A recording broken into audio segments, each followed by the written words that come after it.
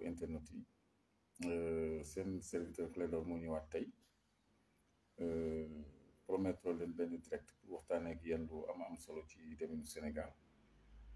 mais yàlla def mooy jógee ci yoon wu sori bu ma bett may doog a agsi donc maa ngi jégalu ci retard bi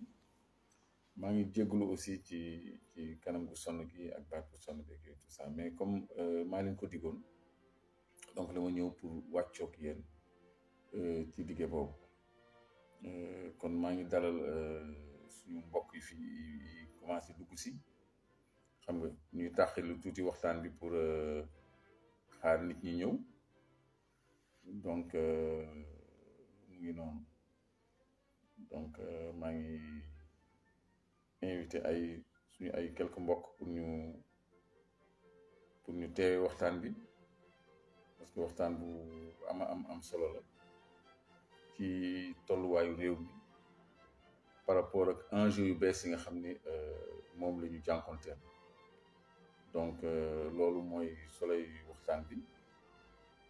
xam naa ne bu ci kanamee tuuti ñu may yenn mbokk yi teewlu comme ça ñu door waxtaan bi incha allah donc ñu ngi ciy invité ñëpp donc parce que waxtaan bu concerné ñëpp la donc xam naa ni fii ak ay diir bu gàtt rek incha allah dinañu dugg ci waxtaan bi incha allah donc encore une fois maa ngi jéggalu ci guddee bi yoon moo ma bett comme je le disais tout à l'heure donc mais fi mu nekk nii voilà ñu ngi jublu ci liggéey bi ci waxtaan bi Sénégal fi mu nekk nii dafa nekk ci benn tournant bu am solo boo xam ne bëgg nañu daal ñëpp bàyyi ci xel aussi bien population yi que suñu décideurs yi suñu dirigeants yi suñu homme politique yi ak ñëpp daal donc loolu mooy solo yu waxtaan bi dañuy xaw a taxirlu tuuti nii rek comme ça nit ñi teewlu donc maa ngi dalal Mamito Diop di dalal Babacar Ndiaye di dalal Kingsley Abdallah di dalal sëñ Amidou Dieng di dalal Assane Bill di dalal Lange Gardien sama boy maa ngi lay nuyu maa ngi lay ziar Jean Paul Bass Gueye maa ngi lay ziar donc fàttewuñu Pape Khalil Gassama maa ngi lay ziar tamit Pape Khalil ku may faral di suivre la di commenter samay post donte post yi bëriwul parce que je suis pas très Facebook on me signale qu'il y a pas de son c'est vrai je crois que dama tafoon dama obstrué woon micro bi tuuti waaw maa ngi ziar donc son bi ñu ngi koy tawat donc xaaral ma gën a jege objectif bi su fekkee ni son bi tane na aussi ngeen wax ma ko donc voilà son bi normal na voilà je crois que ci man la woon pour ñuy doog a dugg rek Modou Sylla merci Arfan Bakary merci Yaya Ka jaajëf yow tamit ma dem ba Sëñ Touba maa ngi lay ziar donc pour ñuy doog a dugg on est déjà 51 dama façon yéene tey am ak yéen waxtaan bu am solo ci li ñu bokk Sénégal Mamadou Diop merci Mamadou Diop yow tam kii am xibaar yu am solo donc Abdoul Ndiaye Assane Beng Ndene Diouf Daaru maa ngi leen di ziar yéen ñëpp ak lum donc maa ngi jégalu d'abord pour ñuy doog a dugg ci retard bi parce que dama digge woon 21h après ma def poste pour digge 23h parce que dama am déplacement bu ma bett bu sori boo xam ni dama nattoon ni 23h lu mu gàtt dina ma fekk fii mais maa ngi ni toog juste di àgg moo tax kanam gi xaaw a ñaaw ni xaaw a sonn ni baat bi tamit xaaw a sonn ni donc dama gaawantu pour waxtaan ak yéen avant may jublu ci leneen waxtaan bi nag dañ koy door tey duñ ko mën a yaatal lool mais dinañ ko àggali suba incha allah ci benn télévision de la place je crois que mën naa leen ko wax sax ci fin wu émission bi naa leen wax fu ñuy àggalee waxtaan bi léegi nag Medina maa ngi lay ziar gis naa la dégg je crois que léegi ñu atteindre 100 pour démarrer parce que man tàmmuma di teg musique pour xaar nit ñi dugg moo tax may waxtaan ak yéen le temps on est 84 déjà suñu amee 100 rek commencé départ je crois que après nit ñi dañ ko suivre ma leen di ñaan rek ngeen jàpp ci communication bi ngeen partage ko parce que lu ñu bokk la lu ma ñor la ngeen jàppale ma ngeen partage ko parce que ñëpp mënuñu connecté wu ci live heure bi mais ku ci jàpp ci partage rek def nga une mission citoyenne parce que de quoi il s'agit def naa maa ngi dugg ci waxtaan bi on est 99 donc on est 100 de quoi il s'agit tey xam naa ñu bëri dinañu xalaat mbirum politique mbirum élection mbirum conseil constitutionnel ak yooyu loolu taxul jóg waxtaan bi tey bu ngeen fàttali ko yàgg naa di wax ne Sénégal yàlla daf ko may xëwal boo xam ne Europe daf ci teg bët Khady Sow Cissé tëddëgoo maa ngi lay ziar madame Cissé maa ngi lay ziar sama xarit sama coloré maa ngi lay ziar bu baax ak waa kër gi yëpp donc yàgg naa leen wax ni Sénégal yàlla daf ko doté ay ressources yu spéciales yoo xam ni Europe daf ci teg bët et principalement gazu Saint-Louis bi yàgg ngeen ma dégg ma naan gazu Saint-Louis bi moom la Europe compté pour briser le monopole russe sur le gaz européen loolu képp ku may suivre dégg na ma wax ko ay yoon boobu conflit bi amagul maanaam diggante Ukraine ak Russie amagul donc yàgg naa ci attirer attention nit ñi léegi ci contexte bi ñu nekk nii demande boobu dafa gën a jéggi dayoo dafa gën a stratégique dafa gën a exacerbé dafa gën a pressant donc pour fàttali ñi ko xam ak ñi ko xamul yépp yàlla daf ñu baaxee benn gisement bu nekk diggante frontière Sénégal ak Mauritanie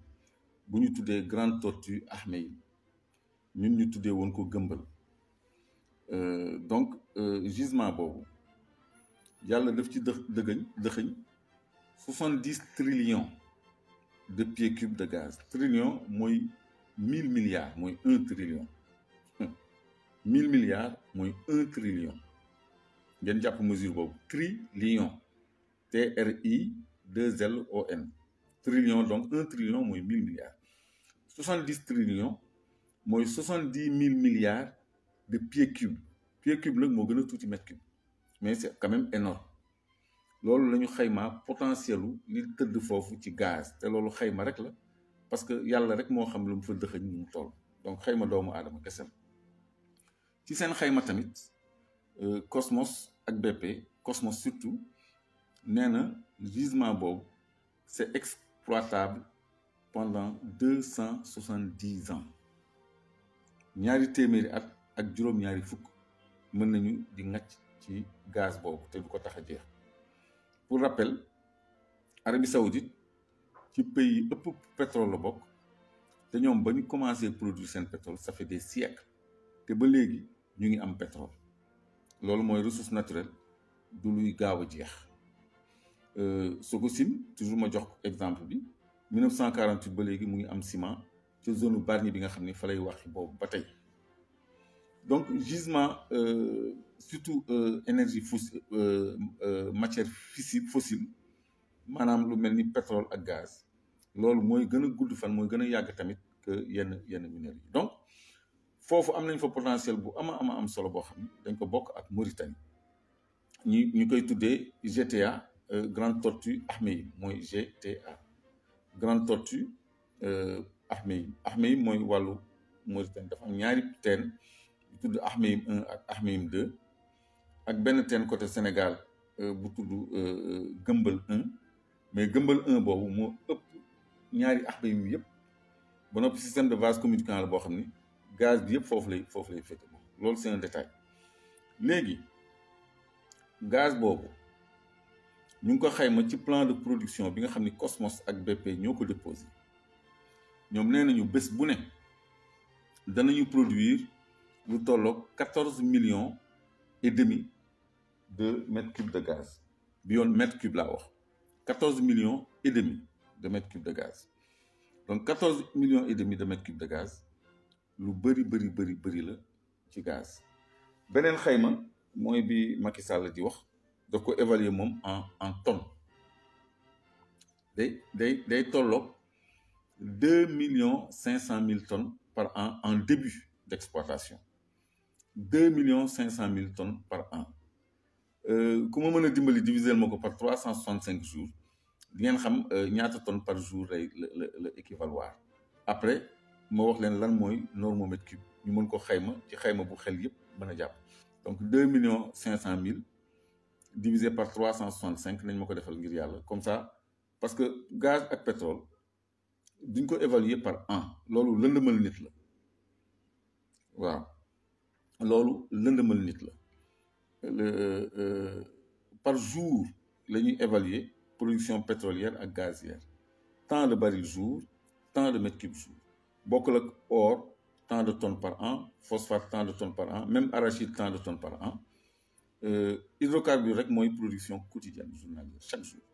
donc 14 comme ñun mètre cube la ñu miin xamuñu TCF xamuñu feet pied cube nañu raisonner en termes de mètre cube donc ci mètre cube ci ay mètre cube ñuy xam ñun wala normomètre cube mooy mètre cube liquide mu ngi toll ci 14 millions et demi de mètres cubes par jour gisement boobu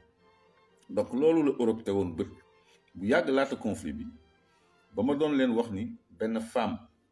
buy liggéey BP mooy la patronne de BP pour le Sénégal et la Mauritanie qui s'appelle Emma Delaney ku ko chercher internet dina ko gis parce que awma support parce que dama tardé moo tax waajaluma leen lu bëri li mu leen bëggoon a waajal calculé nañ ko 68 000 tonnes 6,860 tonnes à peu près merci beaucoup Madou Mbodj merci beaucoup donc environ 68 000 tonnes par jour loolu lu bëri la ci quantité de gaz merci 6,850 tonnes donc loolu mooy production quotidienne bi génn ci bloc boobu donc je disais que Emma Delaney DELANEY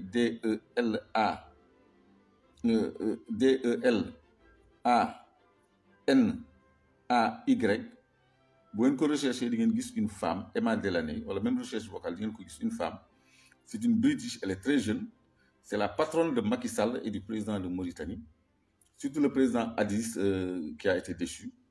Kooku moo tënk président Aziz ak Mauritanie pour ñu trouver un accord pour exploitation gisement Ahmeyim Grande Tortue bi parce que ñoom dañu amoon ay impératifs de production pour briser le monopole russe sur le gaz européen loolu ñu ngi ci 2020 dañ doon waaxu pour que 2021 ñu entrer en phase de production corona bi moo ko tardeel donc léegi cette femme là elle est en mission commandée pour briser le monopole russe sur le gaz européen depuis longtemps depuis 2019 Emma Delaney elle s'appelle elle a ses bureaux ici à Dakar et ce sera pas étonnant qu'il lui arrive un jour quelque chose parce que il y a un grand tiraillement entre le bloc de l'Est et l'Europe pour le contrôle des réserves de gaz du monde ngeen baal ma téléphone bay vibrer on m'appelle parce que xamuñu ni dama nekk en live donc léegi contexte boobu moo évoluer ba guerre Ukraine bi ñëw li waral jotaay bi nag mooy yéen ñëpp dégg ngeen gis ngeen ni le chancelier Olaf Scholz ñëw na fi dimanche seet si Macky Sall parce que Allemagne mooy état bu fekkee ni yéen a ngi suivre conflit ukrainien bi mooy état européen bi gën a réticent ci sanctions yi ñu war a appliquer Russie parce que moom nee na l'Allemagne elle ne peut pas se priver du gaz russe munu ko loolu c'est lui demander de se planter un couteau dans le ventre loolu mënu ko kon moom amagul solution pour approvisionnement en gaz léegi américains yi dañu bëgg a profiter ci conflit bi pour jaay Europe gaz de schiste mais gaz de schiste non seulement day gën a cher parce que bu ñu koy indi et c'est de moindre qualité que le méthane bi nga xam ne moom la Russie di jox Europe donc Allemagne 65% de sa consommation en gaz mu ngi jóge Europe te ñu ngi doon waaj a yokk potentiel boobu parce que am na beneen deuxième gazoduc boo xam ne c'est presque achevé bu ñuy tuddee Nord Stream 2 boo xam ne au niveau de Gazprom l'ex-chancelier allemand Gerhard Schröder nga xam ni moom moo jiite woon Allemagne kooku mooy piloter projet boobu pour approvisionner Allemagne en gaz kooku mu ngi liggéey ak Russie actuellement l'ancien chancelier allemand Gerhard Schröder donc loolu problème la épine la ci tànku Europe parce que ñoom ñëpp dañu bëgg a manko pour daan Russie sanctionner leen bañ a jëlati seen gaz moo tax léegi pour substitution Allemagne ñëw Sénégal pour waxtaan ak Macky Sall pour waxtaan ak Sénégal pour que suñu gisement bu énorme boobu suppléer carence bi ñuy am ci bu fekkee ni Russie indeetul gaz Allemagne parce que Russie nee nañ leen dinañu arrêter de toute façon seen approvisionnement en gaz bu ñu fayul en rouble wala en yuan parce que comme dañ leen exclure ci système bancaire bi ñuy wax SWIFT benn codification bancaire boo xam ne ça permet d'abord aux Américains de contrôler tous les transferts mondiaux qui se font au niveau bancaire mooy ay code IBAN yooyu tout ça c'est le SWIFT c'est le même système interbancaire non seulement dañ ci génnee Russie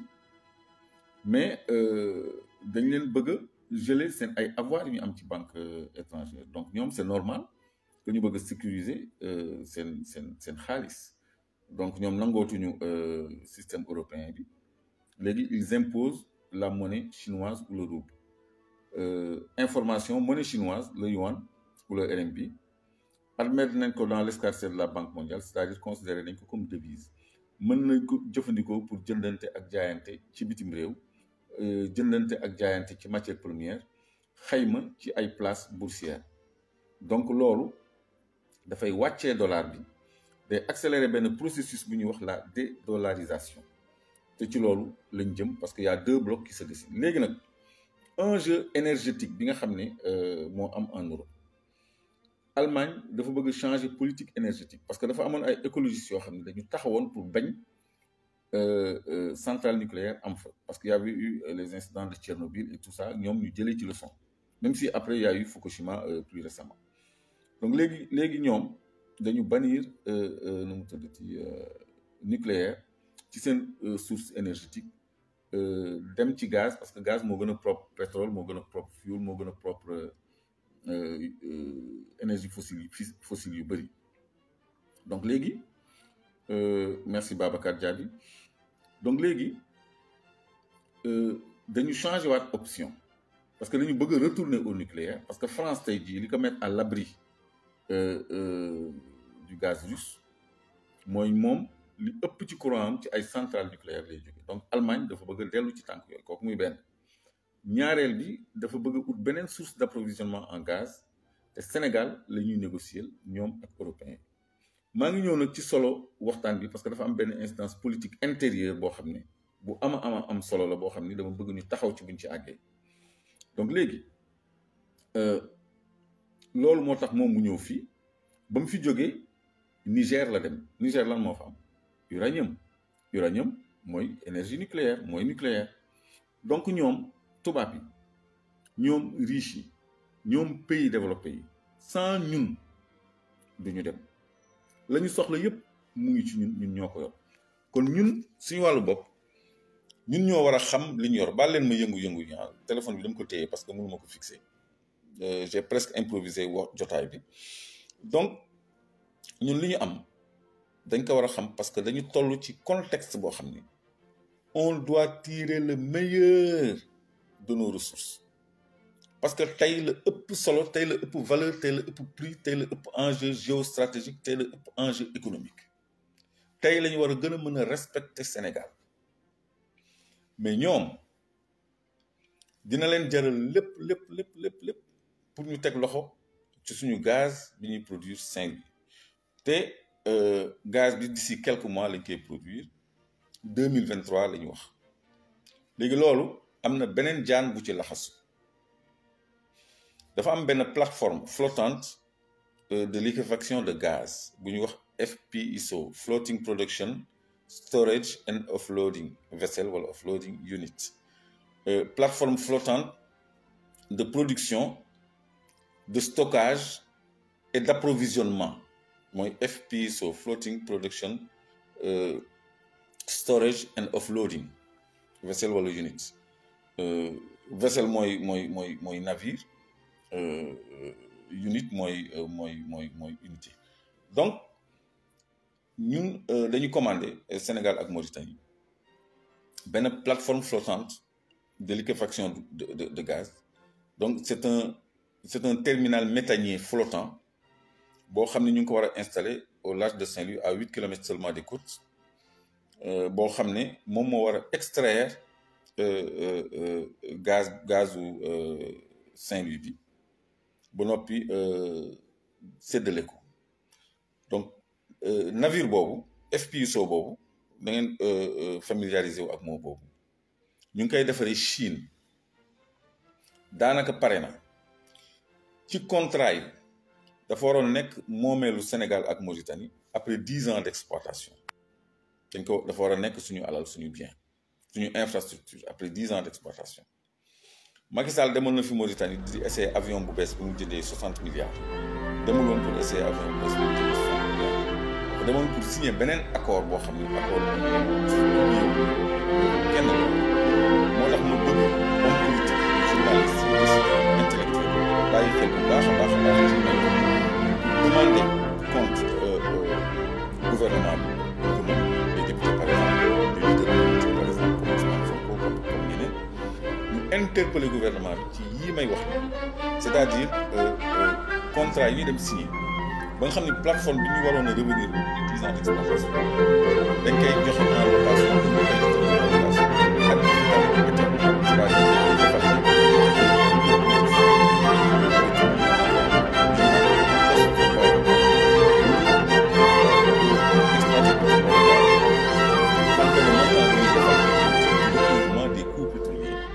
pendant un certain nombre d'années qui n'est pas déterminé, ou jusqu'à concurrence d'un certain volume qui n'est tout aussi pas déterminé. Déterminé wuñ ko ci contrat bi déterminé wuñ ko ci annexe contrat bi te loolu maa ngi ci interpellé direction de l'énergie ministère du pétrole du gaz ñoom ñëpp poste Petrogaz ñëpp képp ku fi am ndomba tànk yi di jëm ci pétrole ak gaz maa ngi ci interpellé suba mercredi am na émission bu fekk bi wax suñu pétrole suñu gaz de 16h à 17h maa ngi leen ci interpellé parce que loolu débat citoyen donc Macky Sall dafa dem signé pour que loolu nekk toujours somme boo xam ni Sénégal ak Mauritanie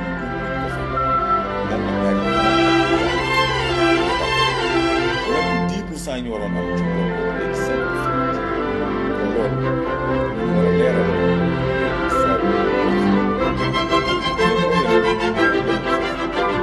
fii conjoncture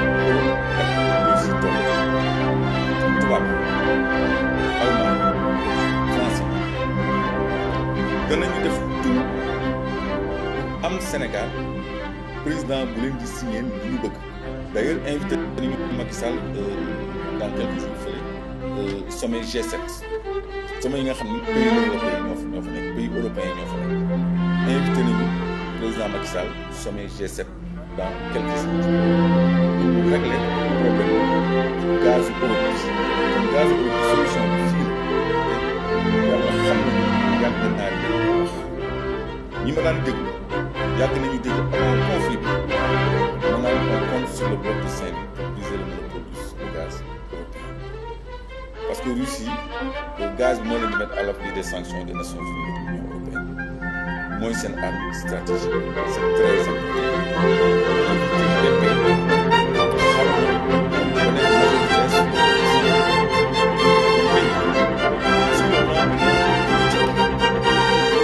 là au Sénégal, sur le plan politique, bu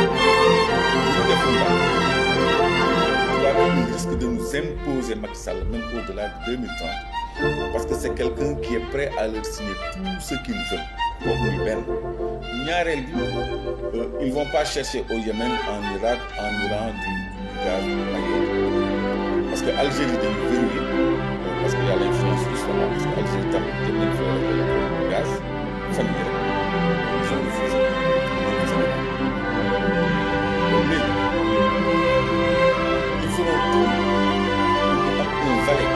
au Sénégal parce que xam nañ ko le président c'est un panafricaniste, c'est un souverainiste te gis nañu li xew y a un vent de souveraineté qui souffle en Afrique. Il y a un vent panafricaniste qui souffle en Afrique. Au Mali, au Niger, au Burkina,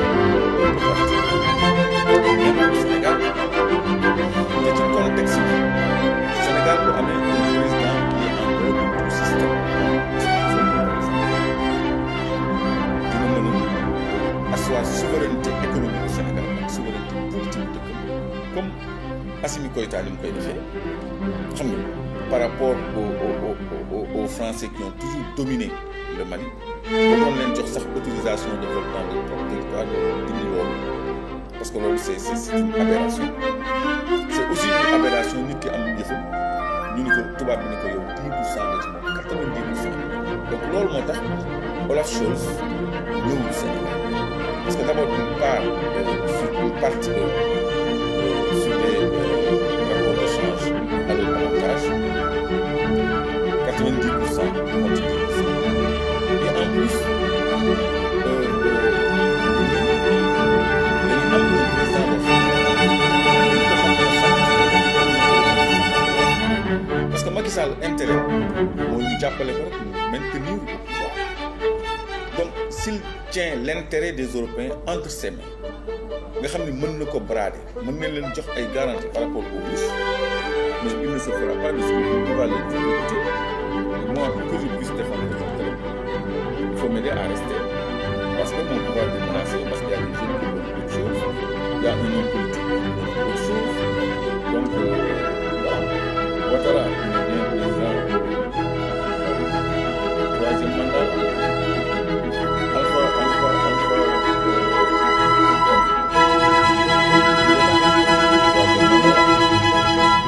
ñëpp ngi seetaan Idriss Déby ñaata yoon la dépassé mandat je crois qu'il était à 6 mandats avant son assassinat. Mobutu Sese Seko c'était un dictateur. France ko ngembo Omar Bongo c'était un dictateur. Pour ses intérêts. Jean Bédel Bokassa empereur de son extravagant ci jël ay témoins réew Giscard d'Estaing kenn ko fa ay jamono donc ñoom démocratie bi ñu ko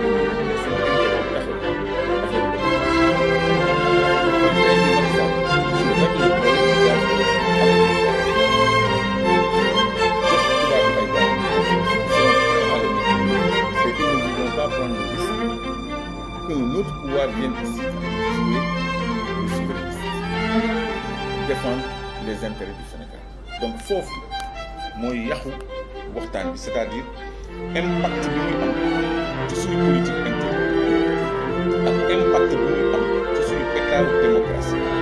parce que il faut pas que nous soyons otages de l'Europe uniquement pour les intérêts de l'Europe sur ce gaz et concomitamment à ce conflit entre l'Ukraine et la Russie bi nga xam ne dafay impacter déjà ci wàllu consommation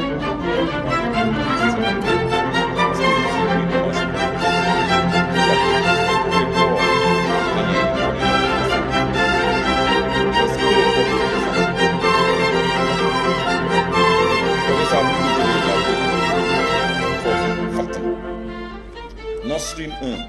mooy gazoduc bi nga xam ne mooy alimenter Europe mu ngi jaar Ukraine donc sous contrôle russe donc pour ñu tëj seen robinet lu yomb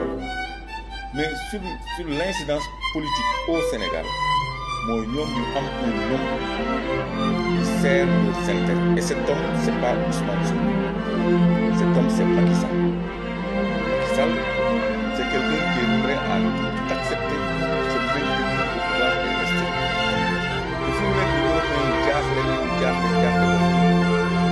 jaaxle nañu jaaxle ils sont prêts à faire toutes les concessions ça c'est la position de force ils sont prêts à toutes les concessions pour avoir notre gaz information gaz bi nga xam ne moo ko tëbët ko nekk 5 production de 14 millions wala 6 850 par jour est-ce que xam ngeen li nekk Kayar bloc de Kayar moo ëpp li nekk Saint yàlla moo ñu defal est-ce que xam ngeen ni Sangomar ak Jifeer am na gaz je certifie sur le dos que gaz boobu nekk Sangomar ak Jifeer moo ëpp gaz bi nekk Saint bi nga xam ne ci la Europe lañu yaakaar pour régler seen kon ñun lan mooy suñu potentiel gaz ñu ñuy classé bu ñu nekkee en phase de pleine production maanaam suñu exploité yaakaar exploité Sangomar ak Jifeer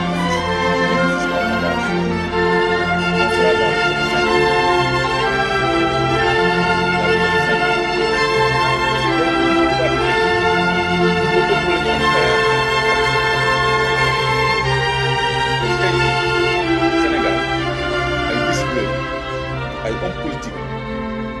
ay leaders ay journalistes ay intellectuels ay étudiants ay citoyens war nañu xam lan mooy réellement potentialité Sénégal man ci yoon bu sore laa jóge mais taluma nopp taluma parce que lii laa liggéey fale ma wàccoog yéen ci loolu parce que suba damay àggali waxtaan yi ci beneen média mais il fallait ma jox leen ko lillaahi wa rasuulihi ngeen partagé ko parce que lépp lu mu leen jox wér naa leen génne documentation yëpp dafa leen vidéo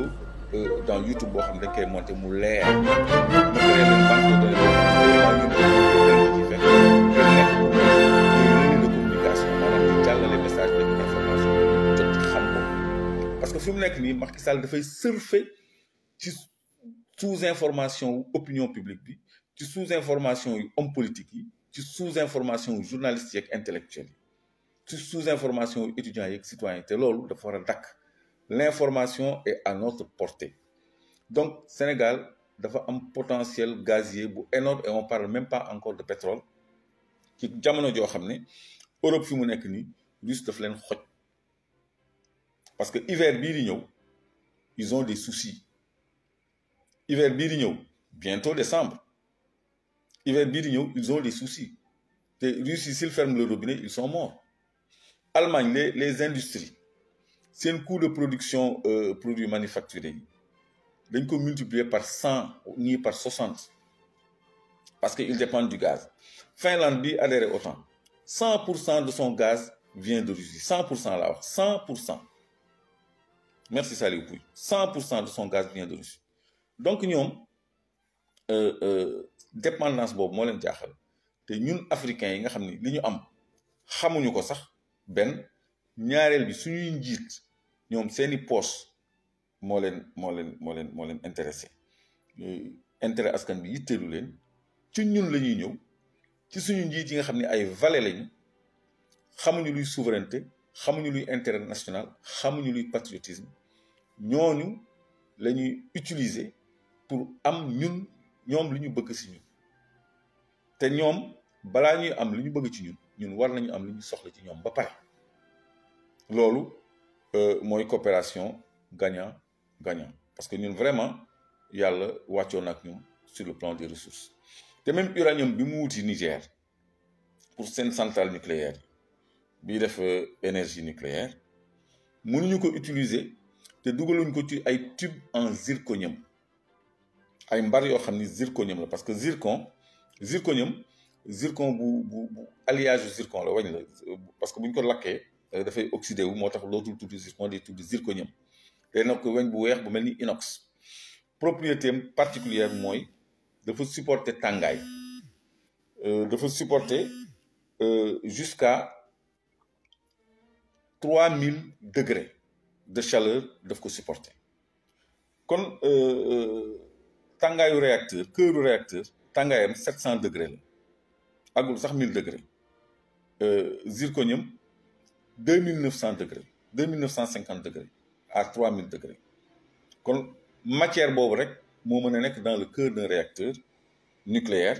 même un réacteur d'avion de chasse de fusée de missile de tout ce qui est balistique loolu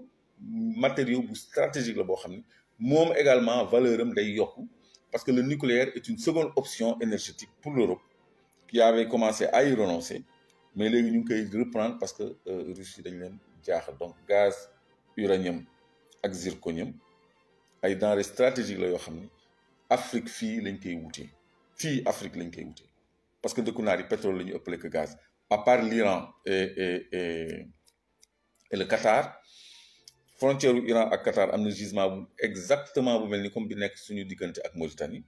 ñu ngi laam-laamee ni ñaari potentiel yi àddina bi ñaari gisement yooyu rek de classe mondiale ñoo fi am potentiel boobu donc diggante Iran ak nu mu tudd ci Mauritanie ak astafurlah Iran ak Sénégal wala Mauritanie ak Qatar donc ñaari gisement yooyu la donc requin lañ ko tuddee ñoom ñun ñu tuddee suñu bos tortue xaw ma pourquoi ces appellations d'ailleurs donc lii mooy situation bi ma rappelé man li ma ciy ragal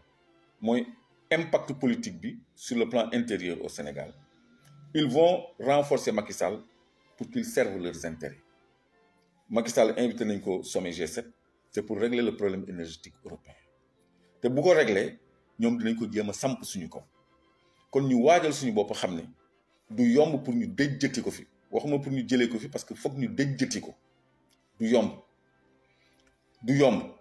il faut que ñu sóoraale ni ay difficulté mu ngi suñu kanam te ñun dañu war a jot ci suñu réew pour jëriñu ci suñu koom-koom ci suñu alal ci suñu am-am ci suñu moomeel il faut que ñu moom suñu bopp il faut que ñu conquérir suñu souveraineté il faut que ñu asseoir suñu souveraineté par rapport à toutes les grandes puissances ak fu ñu mënti bokk kon loolu c'est une mission citoyenne un engagement patriotique boo xam ne il faut que ñëpp redoubler d'efforts takkuwaat defarwaat pour mën a jëm ci loolu maa ngi interpellé homme politique yi et principalement président Ousmane Sonko mi nga xam ni moom kese lañ fi gis mu am ay velléités souverainistes maanaam moom sa réew bi Massoumou Diop doon wax ak ñoom Cheikh Anta moom loolu lay jëfe loolu lay doxal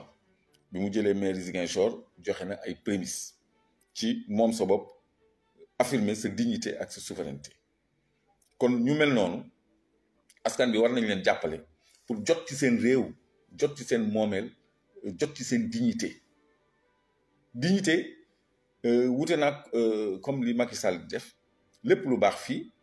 nga jox tubaab yi lépp lu bon nga bàyyi ko fi kon loolu lu ñu yàgg tardel la te dafa war a dakk donc combat bi dana metti pour Macky Sall jóge fi dana metti loolu parce que en dehors de affaire gazu Saint-Louis bi ñu ñëw tuuti ci blogu Sangomar Jifeer nga xam ni potentiel pétrolifère bu am solo moo fa nekk te maa ngi leen wax gaz bu nekk foofu moo ëpp gaz bi nekk Saint-Louis bi nga xam ni moom la ñëpp teg bët foofu Macky Sall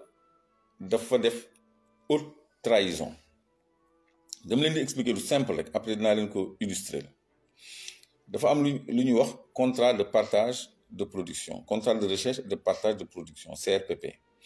ci biir contrat yooyu dañu ni bu ñu gisee pétrole ba nekk ci phase d'exploitation tubaab bi day jël d'abord balaa ñuy séddoo li mu investir ci recherche développement prospection ak yépp te moom mooy xaymaal boppam te neewoon naa leen sànq ni loolu définiruñ ko dans le temps définiruñ ko en volume dañ ko dëxañ ci contrat yi recouvrement des coûts pétroliers loolu la ñuy wax cost oil donc ñoom dañuy recouvrer une partie ba noppi li ñuy wax production restante maanaam bu ñu xoolee bloc yooyu ak blocu Saint-Louis recouvrement des coûts pétroliers bi 75% la c'est-à-dire sur 100 000 barils 75 000 barils yi dañ koy téq balaa ñuy séddoo ñu ni recouvrement coûts pétroliers maanaam li ñu def ci recherche prospection développement ba exploitation dañ koy fayeeku ci suñu pétrole loolu kay mooy ñun ñoo financé prospection recherche développement ba lépp ñun ñoo ko bu fekkee ni dañ koy remboursé ci liy génn ci suñu pétrole ñoom ñu fayeeku lañ ca def kon ñun ñoo liggéey bi kooku muy benn bu nekk ci contrat bi anomalie mais ñaareel bi mooy li ñu tuddee production restante ñoom bu ñu jëlee sur 100 000 barils 75 000 barils yi ba pare il faut être très patient hein, et très attentif ñoom bu ñu jëlee 75 c'est pas compliqué tout le monde dit c'est compliqué c'est pas compliqué 75% la 75 000 barils 75% yi c'est 100 000 barils 75% yi c'est 75 000 barils ñoom dañ koy téq et c'est pas imposable yooyu du fay sax impôt léegi mu des 25 000 barils yoo xam ne suñu 10% yi bu ñu ko jëlee muy 10 000 barils mu des 15 000 barils boo xam ne dañ ko tuddee production restante dans les contrats dañ ko bind en majuscule et en gras production restante ñoom ñu koy wax profit oil boobu rek mooy fay taxe la ca étranger bi am léegi production restante boobu suivez-moi bien dañ koy séddoo bu fekkee ni 50 000 à 100 000 barils la Sénégal dañ koy dolli 27%. mais bu ëppee 100 000 barils ba 200 000 barils Sénégal 30% lañ koy dolli suivez-moi bien jusqu'à 100 000 barils ñun 27% la ñu am yu dolleeku ci suñu part ci production restante bi ci 15 000 barils yooyu léegi au-delà de 100 000 barils ñun 30% la ñu am léegi li xew mooy Woodside dafa déposer plan de production ci blocu Sangomar bi de 100 000 barils jour léegi 100 000 barils jour 27% lañ ci am lu dolleeku léegi bu ci tegoon benn baril rek ñu passé ci seconde tranche bi on change de tranche pour un seul petit baril léegi yow miy déglu yow miy seetaan boo nekkoon président Sénégal nga xam ni société bi bu produire 100 000 barils teg ci benn tu gagnes 3% de plus est-ce que di nga signer plan de production wu 100 000 barils indiwul la 95 000 indiwul la 96 000 100 000 le seuil net la indi président Macky Sall loolu la signé te loolu man Clédor gëmuma ni Macky Sall cuune na cuune boobu ba xam ni du leen wax teg leen ci benn baril on change de tranche moo tax 3% boobu di lang lu mët a lijjanti la comme blogu Saint-Louis bi blogu Saint-Louis bi ma fàttali leen ni c'est l'affaire Petro-Tim Aliou Sall ak Franck Timis ñoo ko jaay signé ci ay royalties sur 40 ans yu ñuy évalué woon à 6 milliards de dollars 6 000 milliards plutôt de dollars 6 000 milliards de dollars bi ñu naan Aliou Sall sama 400 000 loolu ay redevance la contrat de redevance Macky Sall yokk ci beneen signature muy plateforme bi nga xam ni dañ ko waroon moom au bout de 10 ans ñu wéyale location bi kon ñoom du ñuy séddu foofu blogu Sangomar suñu 3% mu ngi fay lang parce que plan de production wu 100 000 la ñu indi te 100 001 barils on change de tranche on a plus 3% plus 3% boobu nag dañ ko war a lijjanti ñu bëri ñu ngi naan waroon naa dem assemblée waroon naa dem assemblée c'est pas grave je suis dans la mouvance je suis dans la coalition am na ay mbokk yu am chance dem assemblée ku mel ni sama sœur Maymouna Bousso ku mel ni sëñ Cheikh Thioro Mbacké ku mel ni Abass Fall ku mel ni Birame Souleye ñeneen ñiy dem assemblée ñëpp bëri naa ci bokk ay nit yoo xam ni mën naa liggéey ak ñoom kon ku yeboo mu waaj assemblée bii di ñëw ministre de l'énergie ministre des mines bu fay ñëw dina indi lu leer nañ parce que député yii di ñëw ils seront outillés pour poser les bonnes questions pour mettre sur la table les bons dossiers kon tey jii ñun suñu baat àgg na fu baatu ay député sax àggul suñu action citoyenne mën nañ ko exercer en nous appuyant sur nos collègues députés pour qu'on pose les bonnes questions pour qu'on fasse les bonnes réformes les bonnes propositions de loi les bons amendements et tout ce qu'il s'en faut et les véritables commissions d'enquête parlementaire donc loolu ñun dinañ ci orienter suñu équipe d'élus à l'Assemblée nationale pour que assemblée bi nekk une assemblée de rupture même boo fa nekkul physiquement mën nga bokk ci travail parlementaire bi incha allah man dinaa abattre un travail parlementaire au profit des futurs députés de la coalition Yewwi Askan bii ñëw kon problème yi yëpp danañ ci jéem suñu kéem kattan ci saafara lii premier G kese la suba incha allah invité nañ ma Walfadjri bëgguma ko woon wax sax mais promettoon naa leen en fin de communication dinaa leen expliquer donc suba xam naa dinañu wéyal waxtaan bi ci Walfadjri te gannaaw loolu tamit dinaa leen defal benn vidéo illustré boo xam ni documentation bi yëpp dina ci nekk kon ñu fàttali rek ni président Olaf Scholz le chancelier allemand ñëw na fii wut ci gaz ci Macky Sall invité nañu Macky Sall G7 pour mu wax leen lu leer il y a quelques jours mois de juin nous y sommes presque on est à la fin du mois pour mu wax leen lu leer ci gaz bi ñu soxla ñoom ñaareel bi mu fa jógee dem na Niger pour am uranium pour retourner ci ay centrales nucléaires pour am énergie atomique kon Europe fi mu nekk nii li mu soxla mu ngi koy wutee ci ñun kon ñun ñu ngi en pole position li àddina bi gën a soxla mais ñun ñoo ko yor te Russie sax ñoom it bu doon seen sago européens yi du ñu jot ci suñu gaz ñoom bu ñu ko mënoon xëccoog ñoom xëccoo koog ñoom kon ñun fi mu nekk nii on doit tirer notre épingle du jeu au lieu ñuy lécher ay bor di jouer les vassaux maanaam ay suq ay dunguru ay valet Europe ak tubaab bi donc loolu moo doon solo waxtaan bi te bokk na ci li ma ci tiit impact politique bi maanaam ki nga xam ne nangul na leen ñoom ñu jéem ko samp suñu kaw loolu nag lu nar a metti lay doon bu ñu jéemee samp Macky Sall suñu kaw ngir seen intérêt ñoom seen intérêt énergétique et minier européen yi par rapport à ce conflit là dana metti trop parce que boobaa day laaj beneen taxawaayu Sénégal yi pour ñu jot ci suñu réew te jot na ñu jot ci suñu réew teg ko ci ay loxo yu koy jëmale kanam ci ay loxo yoo xam ni dañu gëm Sénégal gëm seen bopp kon loolu moo doon solo waxtaan bi tey maa ngi leen di jox rendez-vous suba incha allah Walfadjri Walf Grand Place vers 22h30 incha allah salaamaaleykum wa rahmatulah wa barakatu